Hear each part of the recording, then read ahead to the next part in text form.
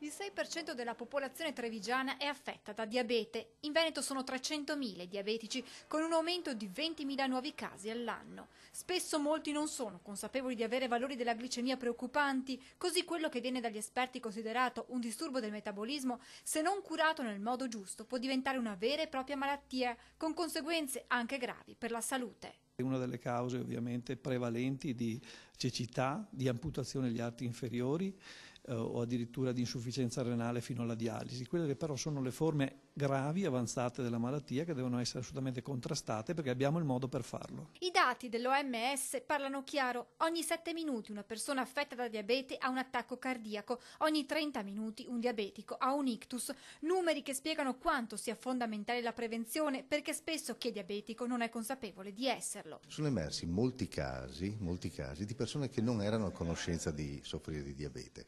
Una volta individuato la patologia e una volta affrontato, il diabete è una malattia con la quale si convive con massima serenità. Una giusta alimentazione, uno stile di vita sano e attività fisica. Questa è la ricetta per prevenire e tenere sotto controllo il diabete. Da qui l'iniziativa in programma sabato 15 novembre, Giornata Mondiale del Diabete, in 4 piazze venete: Padova, Treviso, Castelfranco e Conegliano, dove saranno allestiti dei gazebo. Provvederanno alla misurazione della glicemia prima e subito dopo organizzeremo una passeggiata di 4 km circa per riprovare di nuovo la glicemia e far vedere come l'attività fisica possa incidere sulla concentrazione del glucosio nel sangue, sia per chi è affetto da diabete ma anche per chi è sano.